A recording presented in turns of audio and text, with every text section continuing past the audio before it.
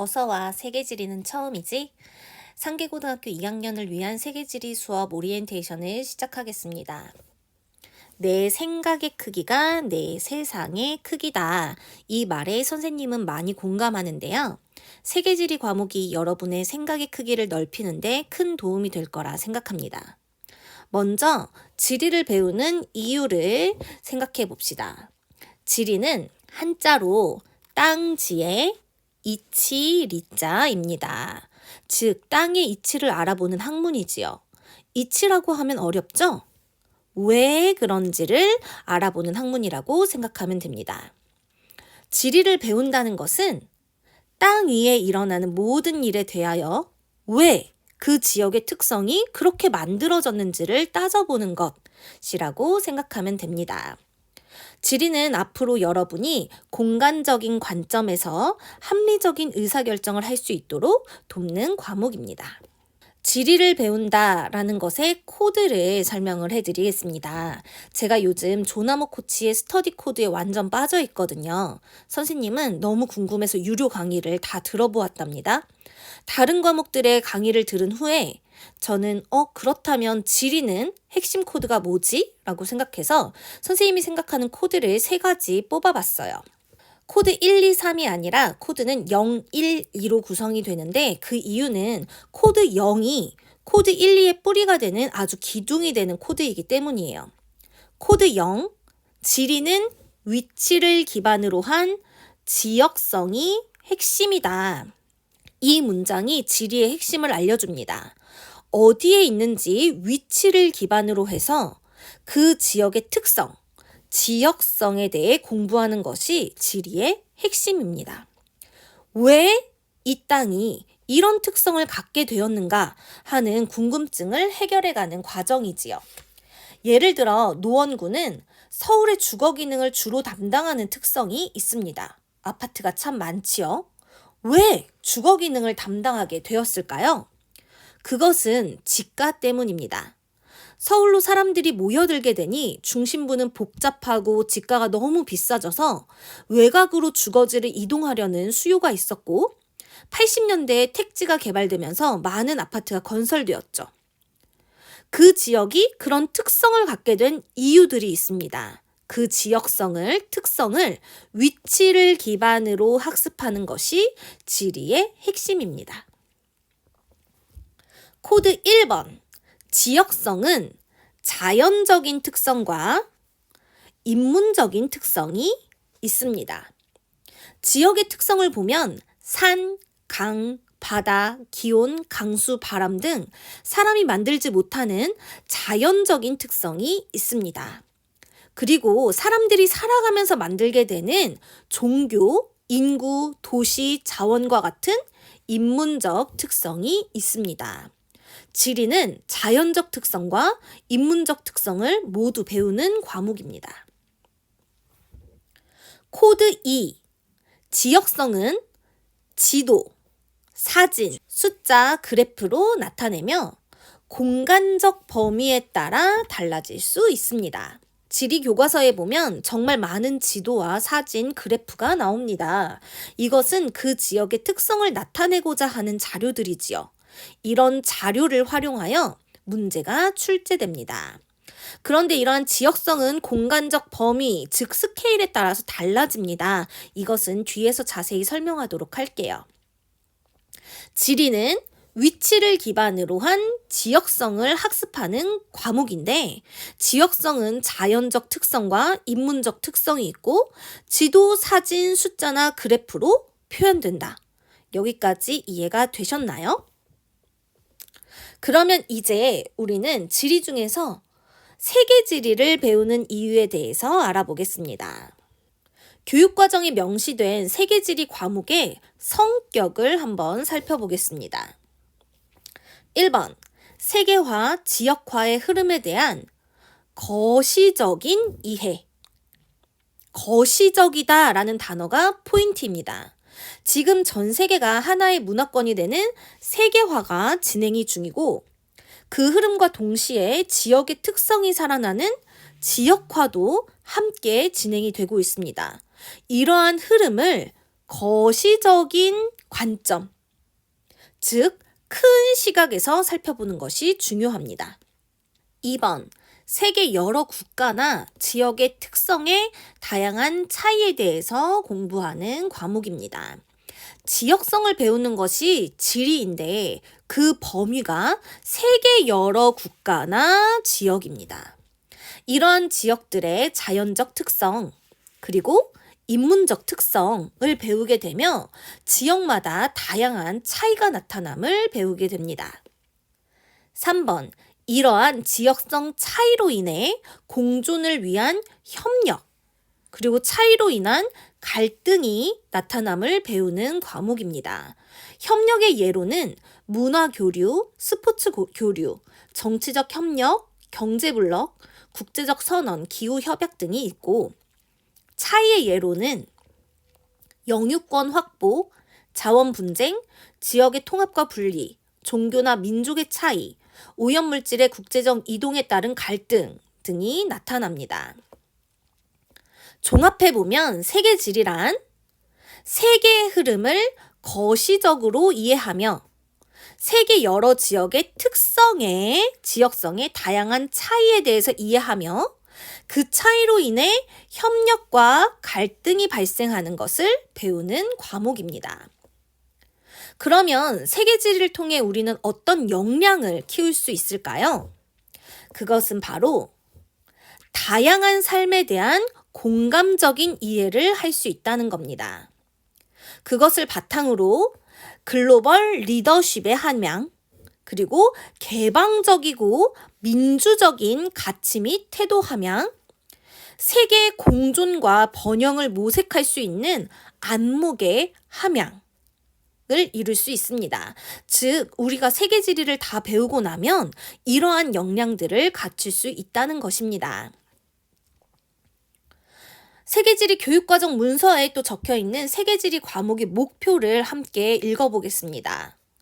각 세계의 자연환경 및 인문환경에 대한 체계적 종합적 이해를 바탕으로 다양한 자연환경 및 인문환경의 특징과 이에 적응해 온 각 지역의 여러 가지 생활 모습을 파악하고 지역적, 국가적, 지구적 규모에서 다양하게 대두되는 지구촌의 주요 현안 및 쟁점들을 탐구한다.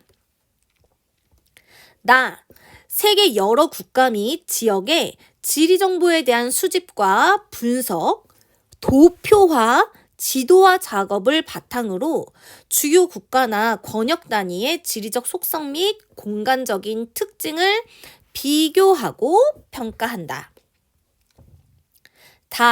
세계의 자연환경 및 인문환경의 공간적 다양성과 지역적 차이에 대한 공감적인 이해를 통해 여러 국가나 권역 사이의 상호 협력 및 공존의 길을 모색하는 한편 지역 간의 갈등 요인 및 분쟁 지역의 본질과 합리적인 해결 방안을 탐색한다. 이렇게 문서에 들어있는 세계지리의 성격과 목표를 함께 살펴봤습니다. 그러면 저의 스타일로 세계지리의 코드를 한번 정리해 보겠습니다. 앞에서 읽어보았던 교육과정 문서의 목표와 거의 일치하는 것을 알 수 있습니다. 코드 0. 지리는 위치를 기반으로 한 지역성이 핵심이다. 지리는 지역성이 핵심입니다. 우리 목차를 볼까요? 교과서 목차를 살펴보면 대단원과 그 대단원을 구성하는 내용 요소들이 있습니다. 대단원의 첫 단원 제목에도 지역이 들어갑니다. 그리고 몬순 아시아와 중남부 아메리카까지 각 지역에 대한 내용들이 단원별로 정리가 되어 있죠. 수능 기출문제도 한번 볼까요? 지도가 정말 자주 나옵니다. 그래서 이러한 지역성들을, 지역의 특징들을 위치를 기반으로 해서 학습을 해야 합니다. 코드 1. 지역성은 자연적 특성과 인문적 특성이 있다. 역시 목차를 함께 보겠습니다. 대단원 2를 보면 세계의 자연환경 및 인간생활로 자연적인 특성에 대해서 배웁니다. 대단원 3단원은 세계의 인문환경과 인문경관으로 인문적 특성에 대해 체계적으로 정리하는 단원입니다. 4단원부터 7단원까지를 보면 내용 요소를 보세요. 자연환경에 대해서 쭉 나옵니다. 그리고 자원이라든지 자원, 산업, 도시, 지역과 같이 인문적인 특성에 대해서도 나옵니다. 코드 2. 지역성은 지도, 사진, 숫자, 그래프로 나타내며 공간적인 범위에 따라 달라질 수 있다. 세계지리 교과서를 한번 살펴보세요. 펼쳐보면 쭉 넘겨보면 이렇게 지도나 그래프, 지도. 지도나 그래프, 사진들이 정말 많이 나옵니다. 이러한 자료는 바로 지역성을 표현한 자료들입니다. 이 지역의 특성을 지도나 사진, 그래프로 나타낸 것이죠. 세계지리 수능 기출문제도 함께 살펴볼까요? 역시 지도, 그래프, 지도, 그래프, 지도, 그래프, 지도와 그래프가 정말 많이 나옵니다. 세계지리를 공부할 때는 그 지역의 특성을, 지역성을 다양한 자료를 토대로 지도, 사진, 그래프와 같은 자료를 토대로 학습하는 것이 좋습니다. 공간적인 범위에 따라서 달라질 수 있다. 이 부분을 함께 보겠습니다. 공간적인 범위에 따라 달라진다는 것은 스케일에 따라서 지역성이 달라질 수 있다는 것입니다. 스케일이란 스케일이 큰 영화는 무조건 영화관에서 봐야지. 와, 스케일 장난 아니다 할 때 쓰는 그 스케일입니다. 크기를 말하죠. 공간적인 스케일이란 글로벌 스케일, 초국가적 스케일, 국가적 스케일, 지역적 스케일, 생활 장소 스케일로 범위를 크게 볼 수도 있고 작게 볼 수도 있습니다. 이렇게 스케일이 달라진다는 거예요. 예를 들면 상계고라는 곳은 지구 안에, 아시아 안에, 한국 안에, 서울 안에 있습니다. 지구 안에 아시아가 있으니 둘은 공통점도 있지만 차이점도 분명히 있습니다. 한국과 서울도 공통점이 있지만 차이점도 분명히 있지요. 이렇게 어떤 스케일에서 살펴보느냐에 따라서 지역성이 달라질 수 있습니다. 그래서 세계지리의 킬러 문항, 고난이도 문항은 이렇게 스케일에 따라서 달라진 지역 특성을 묻는 문제가 많이 출제됩니다. 그렇기 때문에 문제가 말하는 지역의 범위가 대륙적인 차원인지 나라의 차원인지 그 안에 도시의 차원인지 잘 구별해서 문제를 풀어야 해요. 세 번째, 마지막 코드는요. 세계지리에서만 추가되는 코드입니다. 코드 3번. 세계의 지역성 차이로 협력과 갈등이 발생한다. 역시 또 목차를 보겠습니다. 이렇게 협력과 갈등은 세계지리에서 굉장히 중요한 주제입니다. 다시 목차를 보면 각 지역마다 최근의 지역 쟁점들이라고 해서 갈등의 사례들이 많이 들어가 있어요. 마지막 단어는 공존과 평화의 세계라고 해서 경제 블록, 국제 협력과 같이 협력의 사례들이 들어가 있습니다. 여기까지 장황하게 세계지리에 대해서 설명을 했는데요. 머릿속을 한번 정리해 볼까요? 세계지리를 배운다 함은 무엇인가요?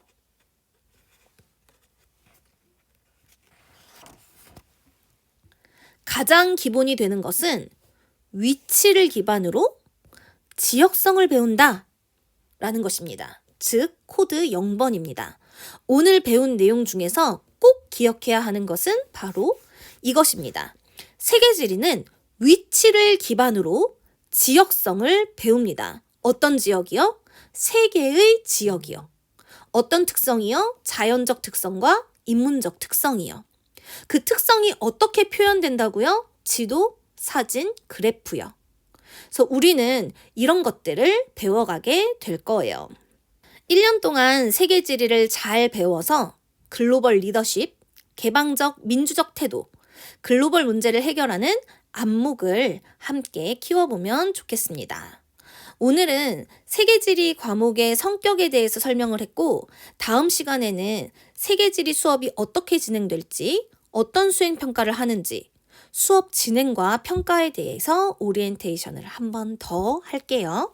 오늘은 여기까지.